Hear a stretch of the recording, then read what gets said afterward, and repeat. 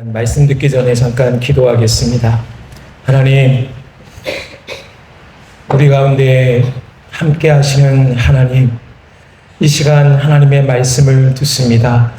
우리 마음을 기경하여 주셔서 하나님의 말씀 하나라도 빠뜨리지 않도록 집중하여 듣게 하여 주옵소서.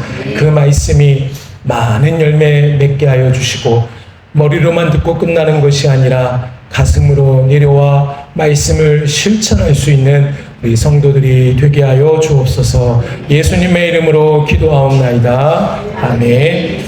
할렐루야. 아멘. 2023년 1월 5일자에 코미디닷컴이라는 사이트에 문세영 기자가 쓴 흥미로운 기사 내용이 있어서 소개해 드리려고 합니다. 기사 제목이 이렇습니다. 의자병이 뭐지? 의자병이 뭐지? 현대 질병의 원인. 이것이 글의 기사의 제목이었어요. 기사의 내용을 잠시 제가 그대로 읽어드릴게요. 2020년 국민 건강 통계에 따르면 우리 국민은 하루 평균 8.6시간 좌식 생활을 한다. 그리고 매년 앉아있는 시간이 늘어나고 있다. 이는 신종 질환인 의자병으로 이어진다. 의자병은 정식 진단병은 아니다. 세계보건기구가 오래 앉아있는 생활이 여러 질환으로 이어지는 것을 의자병으로 명명했다. 의자병은 하루에 상당한 시간을 의자에 앉아 보내는 생활 때문에 발생하는 각종 질환을 의미한다. 비만, 고혈압, 고지혈증, 심혈관 질환, 거북목, 척추질환, 손목 터널 증후군, 하지정맥류, 치질 등이 모두 여기에 해당한다. 현대인의 생활 습관에서 비롯된 이 질환을 총칭하는 표현으로 볼 수 있다라고 이 의자병에 대해서 소개하고 있습니다. 그리고 좀 더 구체적인 의자병에 대해서 다음과 같이 또 이야기합니다. 앉아있는 자세는 인간의 몸 구조에 적합하지 않다. 사람의 신체 구조는 직립에 적합하기 때문에 오래 앉아있으면 척추에 체중이 실리고 혈액순환이 원활하지 못하며 근육이 약해지고 대사 기능이 떨어지는 등 몸에 이상이 발생할 확률이 높아진다라고 말을 했습니다. 그리고 이 문 기자는 이 글에 대해서 어떤 분명한 확실하다라는 것을 증명하기 위해 미국과 캐나다의 의학 정보를 또 추가로 소개하고 있습니다. 미국 국립과학학원 회보에 실린 연구에 의하면 앉아서 TV 시청을 하는 시간이 길수록, 잘 들어보세요. 앉아서 TV 시청을 하는 시간이 길수록 치매 위험이 증가했다. 미국의 한 통계 자료에서 암 발생과 오래 앉아있는 생활 사이의 상관성이 확인됐다. 미국 암학회에 의하면 매일 6시간 이상 앉아있는 사람, 자, TV 앞에 몇 시간 앉을지 한번 계산해 보세요. 6시간 이상 앉아있는 사람은 3시간 미만으로 앉아있는 사람보다 사망률이 19% 높다. 캐나다 컬거리대 연구팀은 비활동적인 성인이 활동적인 성인보다 뇌졸중 발병 위험이 4배 높다는 점을 확인했다라고 이야기하고 있습니다. 그리고 마지막으로 이 의자병에서 나름의 해결 방안도 제시합니다. 의자병을 예방하려면 틈날 때마다 움직이고 스트레칭을 하고 걷는 것으로도 상당 부분 예방 가능하며 업무를 보는 동안에도 1시간 단위로 진동 알람을 맞춰두고 알람이 울리면 5분간 일어나거나 스트레칭을 하거나 걷도록 해야 한다. 또 집에서 TV를 볼 땐 자주 일어나 몸을 움직이며 앉아있는 시간을 줄이도록 하고 스마트폰을 사용하거나 컴퓨터 모니터를 보다 보면 구부린 자세가 되기 쉬운데 의식적으로 자세를 교정하는 습관이 필요하다라고 글에 마무리하고 있습니다. 자, 여러분, 손을 들어 말씀 안 드릴게요. 나는 의자병에 걸린 것 같다라고 생각하시는 분 계시죠? 의자에 오래 앉아 계신 분 많이 있습니다. 저는 말씀을 설교를 준비하면서 이 의자병이라는 단어를 처음 접하게 되었습니다. 그리고 이 의자병이 얼마나 위험한지 다시 한번 알게 되었어요. 여러분, 질병은 누구나 반갑지 않은 손님입니다. 그러나 이 세상에서 병이 없는 사람은 한 명도 없습니다. 하지만 병이란 문제가 발생했을 때에 그에 대한 치료 방법을 찾아 속히 해결받는 것이 너무나 중요합니다. 몇 주 전 제가 무리한 운동으로 허리를 조금 다쳤습니다. 병원에서 의사의 말이 절대로 오래 앉아 있지 말라는 병을 예방하기 위한 평소 생활 습관도 알려주셨습니다. 그래서 저는 책상에 오래 앉아 있지 않기 위해서 서서 설교 준비를 할 수 있는 그 무엇인가 하나를 목회실에 준비를 해 두었습니다. 바로 이렇게 말이죠. 누구신지 아시겠죠? 네. 제가 서서 여기 모니터 보이십니까? 이게 잘 좀 시커매서 좀 안 보일 텐데 이게 테이블이 올라가요. 그래서 한 1시간 앉아 있으면 일어서서 한 20분 서서 설교 준비하고 또 앉아서 하다가 또 일어서서 계속 반복하니까 허리에 무리가 가지 않더라고요. 좋더라고요. 여러분, 저는 이거 절대로 뭐 지원받지 않았습니다. 홍보하는 것도 아니고요. 그냥 제가 좋아서 중요한 것은 문제가 발생했을 때 문제 자체가 문제가 아니라 문제를 어떻게 해결해 나가는 것이 참 중요한 것을 여러분께 말씀드리고 싶어서 부끄럽지만 이런 사진을 혼자 책상 위에 스마트폰 저 테이블 위에 올려놓고 혼자 시간 맞춰서 딱 눌러서 이렇게 V하고 찍었어요. 그냥 그렇게 봐주세요. 여러분, 그러면 넘겨주세요. 그만. 문제가 발생했을 때 여러분은 어떻게 반응을 하고 계십니까? 오늘부터는 말씀이 구약 성경 중에 열왕기서에 들어갑니다. 열왕기에 대해서 잠깐 보겠습니다. 혹시 여러분 기억나세요? 구약에는 총 몇 개의 시대로 나눠졌다고요? 구약은 총 몇 시대? 10개의 시대. 자, 자막을 보시면요. 보세요. 가장 먼저 창조시대, 그리고 족장시대, 그리고 모세를 중심으로 한 출애굽 광야시대, 그리고 정복시대, 여호수아 아시죠? 그리고 사사시대, 삼손, 온니엘, 그리고 단일왕국시대, 여러분 잘 아시는 다윗이 있어요. 분열왕국시대는 북이스라엘과 남유다 나눠지는, 그리고 포로시대, 포로 귀환시대, 침묵시대. 자, 이 10가지에 대해서 이번 주부터 시작되는 펀 구약 이야기에서 본격적으로 배우게 됩니다. 아마 신청 안 하신 분들은 후회하실 수도 있어요. 물론 조금 기다리시면 또 여니까 그때 하시면 되겠는데, 자, 10개의 시대인데 오늘 본문인 열왕기서는 구약의 6번째인 단일왕국 시대와 7번째인 분열왕국 시대 때 그 배경이 됩니다. 단일왕국 시대, 사울을 시작으로 다윗, 솔로몬까지 있고요. 그리고 솔로몬이 죽고 그의 아들 르호보암으로 나라가 분열이 됩니다. 그래서 10개의 지파가 북쪽으로 올라가서 세운 나라, 총 19명의 왕이 등장하는데 그 나라 이름이 북이스라엘이에요. 그리고 남쪽으로는 유다와 베냐민 지파만 모여서 나라를 세웠는데 그 나라는 남유다가 됩니다. 총 20명의 왕이 통치를 하고 있어요. 그래서 이 19명의 왕, 물론 앞에 솔로몬까지 시작하면은 이 수십 명의 왕들에 대한 이야기가 바로 열왕기서입니다. 왕들의 이야기가 열왕기서의 내용이에요. 그래서 또 자막을 다음 보시면요. 그래서 이 열왕기서는 왕들이라는 히브리어를 사용하고 있고요. 원래는 열왕기서는 한 권로 되어 있지만 훗날 열왕기 상과 열왕기 하로 나누게 됩니다. 저자는 누구입니까? 읽어볼까요? 시작. 다시. NG입니다. 다시. 저자, 시작.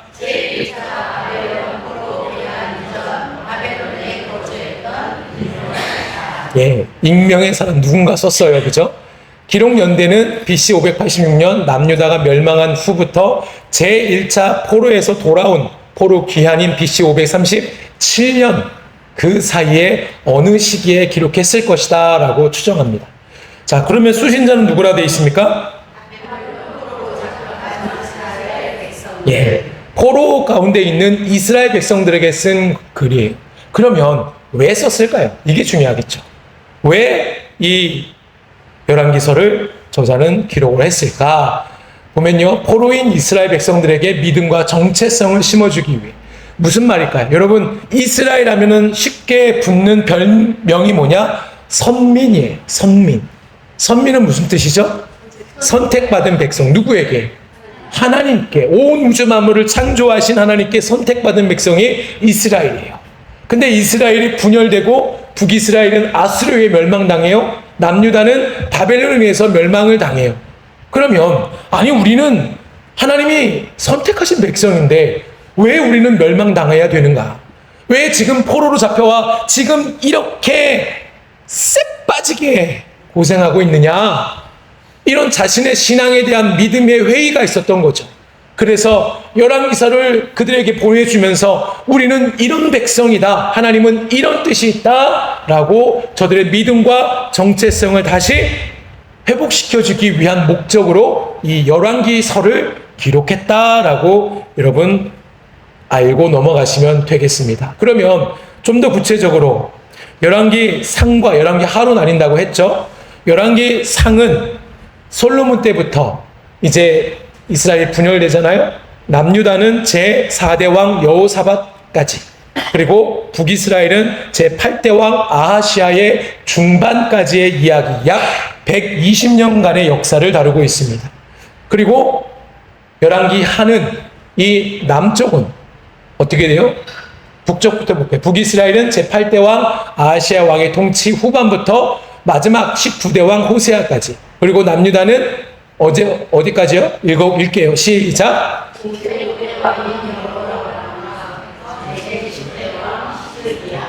네, 제 20대 마지막 왕이에요. 총 260년간의 역사를 다루고 있습니다. 자, 우리나라 역사 잘 모르겠는데 이스라엘 역사 머리 아프시죠? 벌써부터 눈꺼풀이 1톤, 2톤, 3톤 되어가시죠? 여러분, 이스라엘 역사를 아는 게 너무나 중요해요. 역사를 알고 성경을 읽는 거랑 알지 못하고 읽는 거랑은 천지 차이예요. 무슨 내용인지 알지 못해요. 그래서 우리가 구약 이야기를 하는 거예요. 성경 공부를 하는 거예요. 성경을 더 깊이 알아가기 위해서. 자, 그러면 오늘 본문 한번 볼까요? 열왕기 하가 시작되는 부분입니다. 앞에서 말씀드린 대로 북이스라엘의 제8대 왕인 아하시아의 이야기부터 후반기부터 시작되고 있습니다. 그럼 본격적으로 본문의 말씀을 들어가기에 앞서 잠시 생각해 볼 곳이 있어요. 우리는 이 세상을 살아가면서 우리 앞에 펼쳐진 많은 여러 가지 일들이 실타래가 풀리는 것처럼 잘 풀리기를 원합니까? 원하지 않습니까? 그냥 원합니까? 아주 많이 원합니까? 그죠? 아주 많이 원하고 있습니다. 근데요, 어느 날은 잘 풀리는데 어느 날은 꼭 하나가 꼬여 있어요. 안 풀리죠. 저도 어렸을 때 제 어머니께서 이불을 이게 꿰매실 때 실을 붙잡아 드렸어요. 근데 실이 잘 풀리면 좋아요. 하나가 꼭 꼬여 있으면 그거 푸느냐고 그게 막 고생한 기억이 있는데, 그렇게 하나가 꼬이면은 안 풀려요. 근데 하나뿐만이 아니라 2개, 3개 계속 문제가 다가오면은 너무나 버거운 삶을 살게 되지 않습니까? 여기서 뻥, 저기서 뻥 터져요. 이런 경험 있으시죠? 그때 마음은 어떠십니까? 착잡하죠? 혹시 지금 이러한 상황 가운데 있진 않으십니까? 바라기는 오늘 말씀을 듣고 이런 모든 문제들, 꼬여있는 실타래가 풀리는 그런 은혜의 시간이 되시길 주님의 이름으로 축복합니다. 오늘 본문에 있는 열왕기하 1장에는 병을 얻은 아하시아가 자신의 병 치유를 위해서 하나님께 묻는 게 아니라 이방의 우상인 누구에게? 바알세불이라는 우상에게 물으려 하다가 엘리야에게 그만 딱 걸려요. 결국 하나님의 심판을 받게 되는 그 내용이 1장에 다 기록되어 있습니다. 그런데 오늘 본문에 시작되는 열왕기하 첫 부분에 열왕기하의 시작을 알리는 주인공 북이스라엘 8대 왕 누구죠? 8대 왕 누구라고요? 본문에?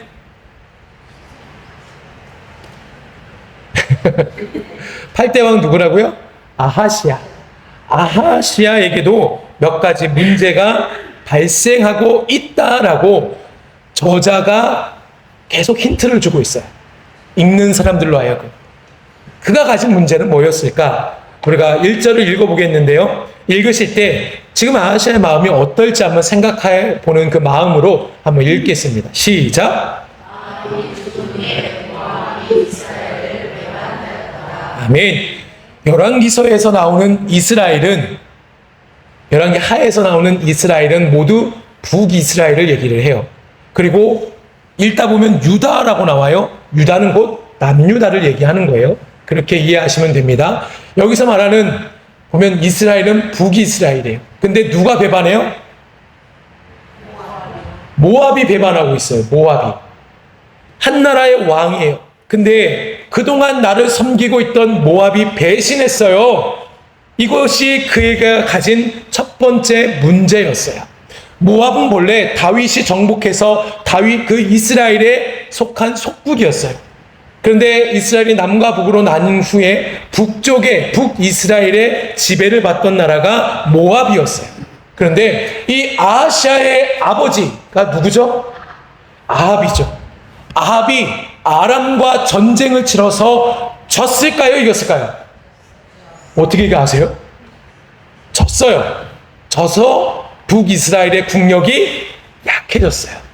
이 틈을 타서 모압이 우리는 도망가자! 독립을 선언한 것이죠. 그러니 아하시아 입장에서는 요놈들 봐라. 나를 무시하고 있네.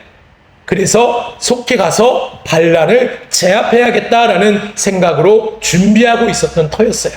그러니 그에게 있어 첫 번째 문제는 안 그래도 신경 쓸 게 너무나 많은데 이 모압마저 배신하니까 너무나 마음속에 큰 문제가 있었던 것이죠. 근데 중요한 것은 이 문제 하나만 해결하려고 자기의 목숨을 걸어야 될 그런 상황인데도 또 하나의 문제가 발생합니다. 2절 말씀 읽어볼까요? 시작.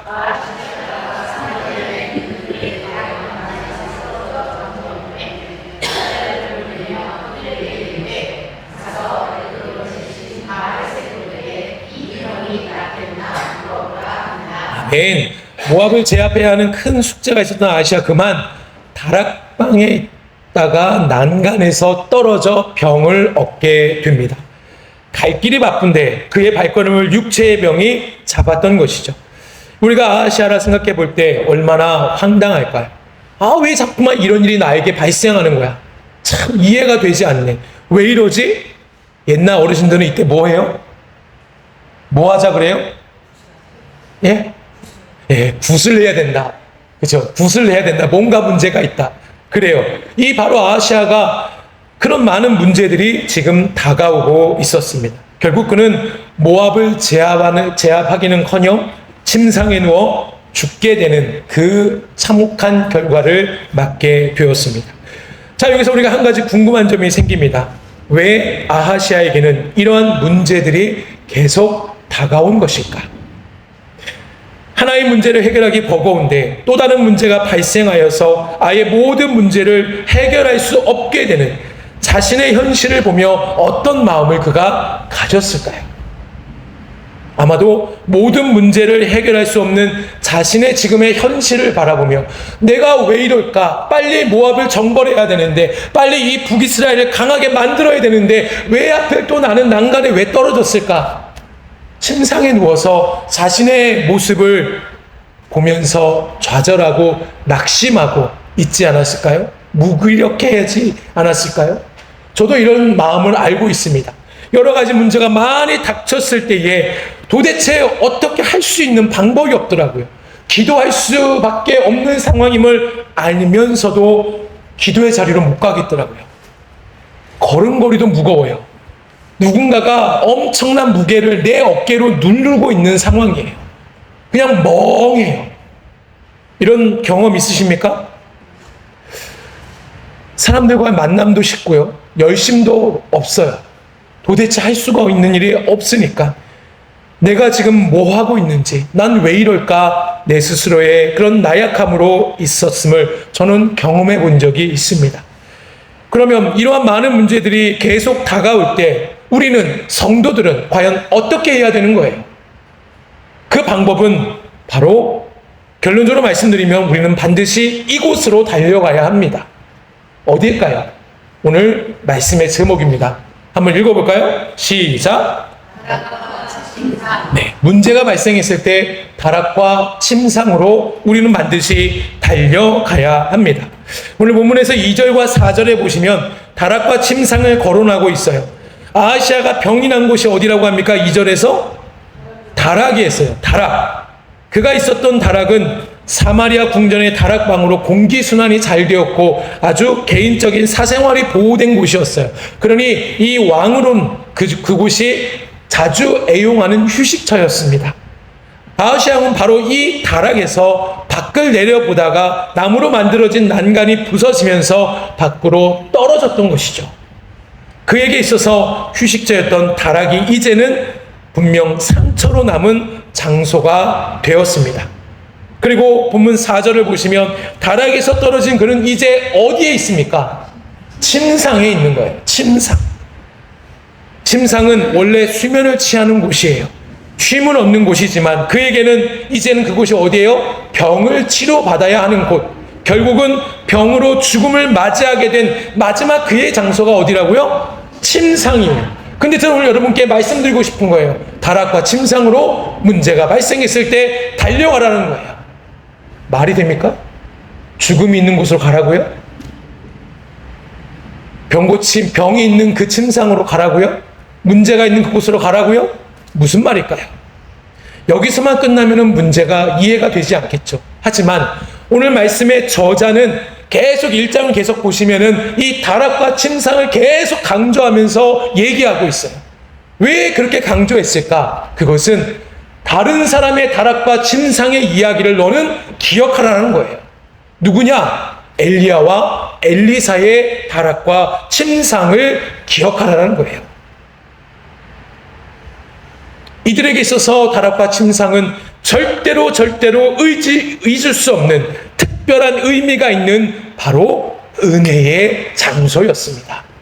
따라해 보세요. 은혜의 장소. 다락과 이 침상은 엘리야와 엘리사에게는 분명한 은혜의 장소였습니다. 열왕기상 17장 19절 읽어보겠습니다. 시작.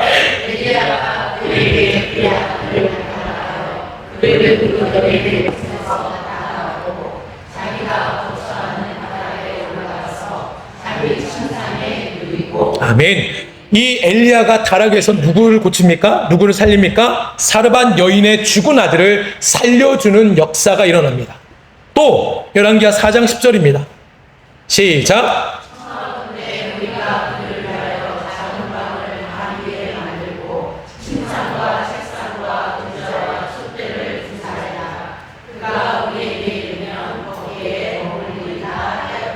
아멘. 이 말씀은 수넴 여인이라는 사람이 엘리사를 위해서 방을 준비해 두었다는 뜻이에요. 그 방이 어느 방이에요? 다락방이에요. 그럼 나중에 수넴 여인의 아들도 죽잖아요? 그 아들을 고친 장소가 어디라고요? 다락이었어요. 다락. 그러니 엘리사와 엘리야에게 있어서 다락은 문제가 있는 곳이 아니라 하나님의 역사가 일어난 곳이에요. 하나님의 은혜가 있는 곳이 바로 다락이었던 것입니다. 뿐만 아니라 침상은 어떨까요? 침상을 한번 볼까요? 열왕기하 4장 32절 읽어보겠습니다. 시작.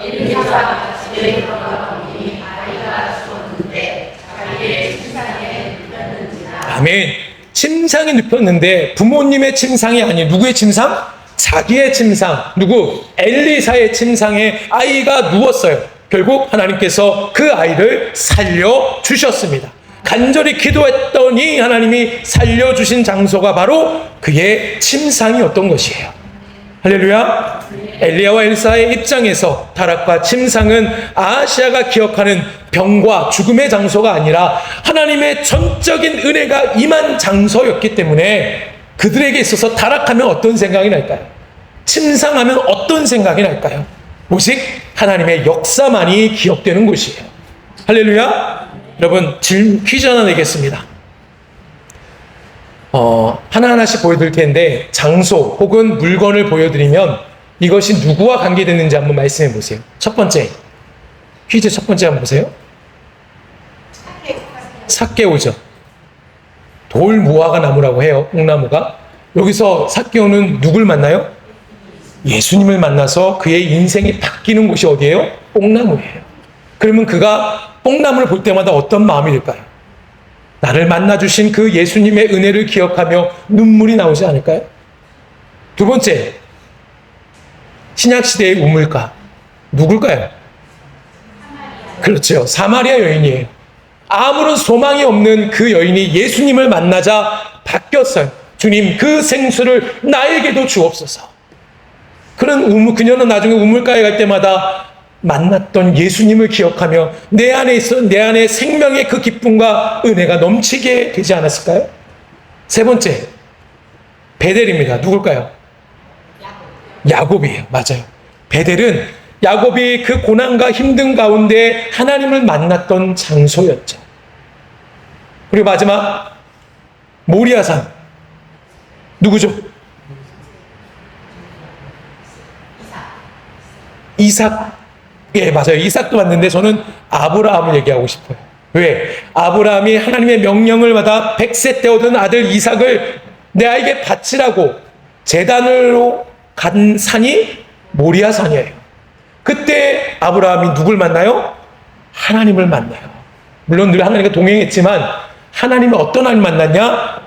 여호와 이레의 하나님을 만나요. 아들 대신 순양을 준비해 주신 여호와 하나님을 만나요. 그러니 아브라함이 있어서 모리아산만 보면 어때요? 하나님 늘 준비해 주시지. 지금 내가 없어도 하나님 준비해 주시지. 여러분, 이것을 기억하면은 우리가 다락과 침상을 왜 가야지 아시겠습니까?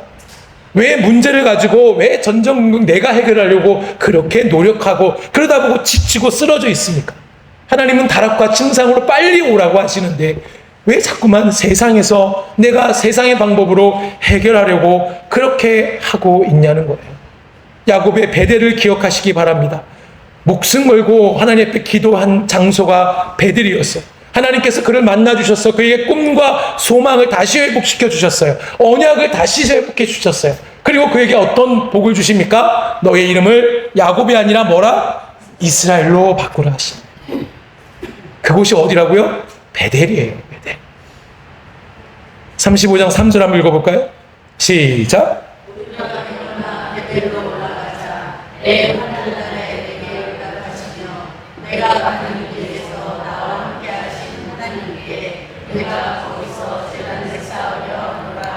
아멘. 베델은 야곱에게 있어서 환난 날에 내게 응답하신 하나님과 만나는 장소였습니다.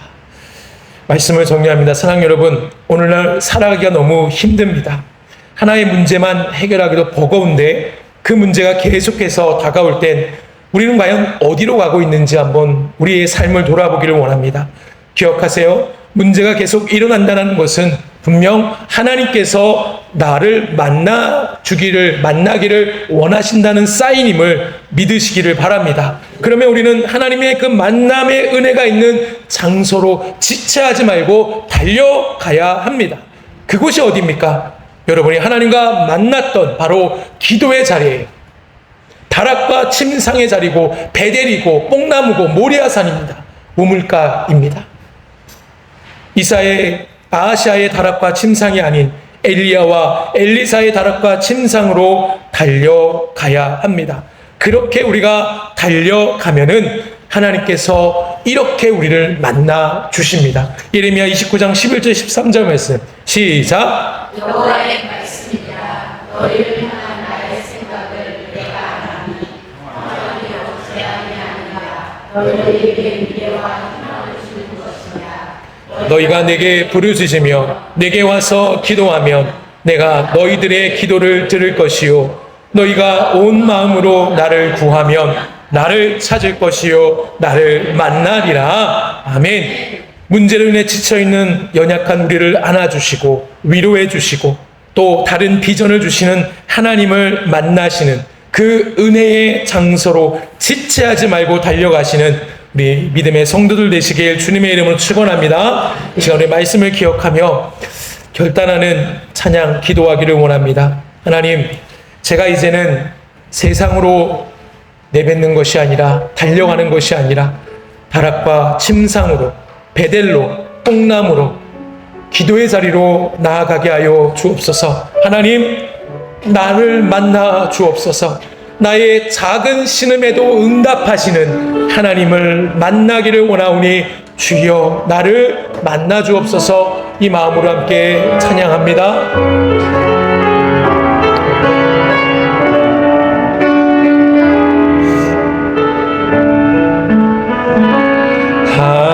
하나님의 사랑을 사모하는 자, 하나님의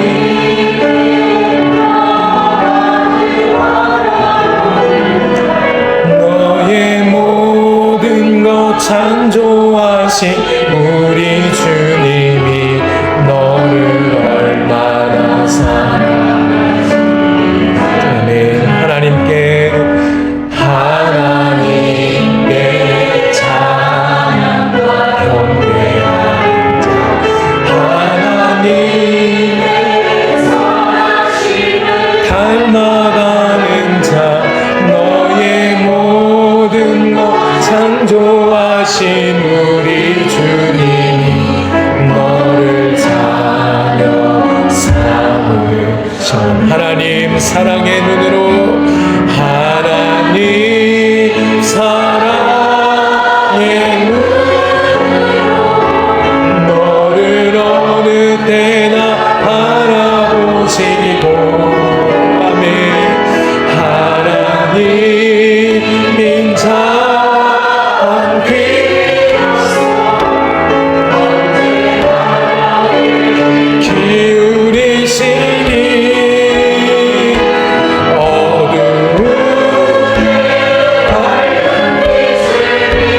너의 작은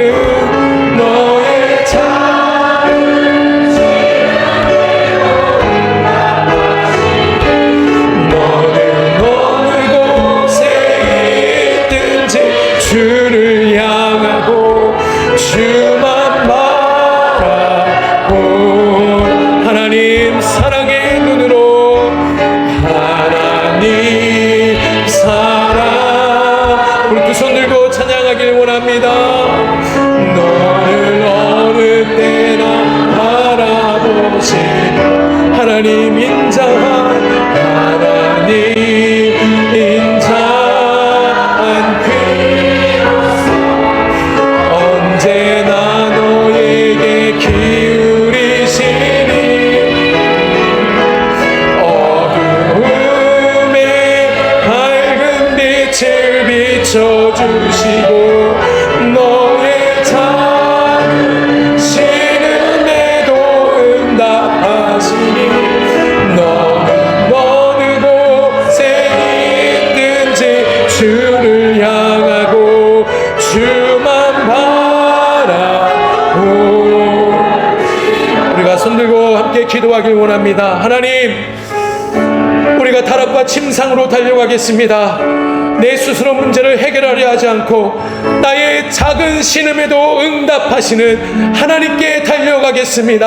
하나님 나를 만나주시고 나를 이끌어 주시옵소서. 우리가 주여 외쳐 기도하겠습니다. 주여 살아계신 아버지 하나님, 살아계신 아버지 하나님, 아버지 하나님 우리가 이제 하나님 많은 문제를 가지고 내가 원하는 대로 내가 스스로 해결하는 것이 아니라 하나님 타락과 침상으로 달려가겠습니다. 하나님을 만나는 그 자리로 달려가겠습니다. 뽕나무로 달려가겠습니다. 우물가로 달려가겠습니다. 베델로 달려가겠습니다. 모리아산으로 달려가겠습니다. 내가 만난 그 하나님의 그 자리로 달려가겠습니다. 절대로 세상의 그 자리로 가지 않게 하여 주옵소서. 하나님 오직 하나님 만나는 자리, 기도의 자리로 달려가겠습니다. 만남의 자리로 달려가겠습니다. 오직 주님만 만나면 모든 것이 해결되고 하나님의 은혜대로 우리가 살아갈 수 있음을 주여 우리가 믿사오니 하나님 우리를 만나 주옵소서. 믿음을 도하여 주옵소서. 다시 한번 그 믿음으로 말미암아 회복되게 하여 주옵소서. 일어서게 하여 주옵소서. 새 힘을 도하여 주옵소서. 성령 하나님 역사하여 주시옵소서. 하나님 만나주시고 인도하여 주시옵소서. 하나님 타락과 침상으로 달려가겠습니다. 뽕나무로 달려가겠습니다. 베델로 달려가겠습니다. 모리아산으로 달려가겠습니다. 나를 만나주신 그 기도의 자리로 주님, 우리가 달려가게 하여 주옵소서. 하나님, 그 고통과 그 아픔이 너무나 커서 무기력 가운데 있는 성도가 있습니까? 주님, 믿음을 더하여 주옵소서. 하나님께 나오게 하여 주옵소서. 하나님의 은혜를 경험하고 하나님의 소망으로 살아가게 하여 주시옵소서. 지금은 예수 그리스도의 은혜와 하나님의 크신 사랑하심과 성령님의 인도 교통하심이 말씀을 듣고 하나님 다락으로 침상으로 달려가겠습니다 결단하는 이 모든 풍성한 교회 성도들 머리 위에, 저들의 가정과 일터 위에 영원토록 함께 하실 것을 간절히 축원하옵나이다. 아멘.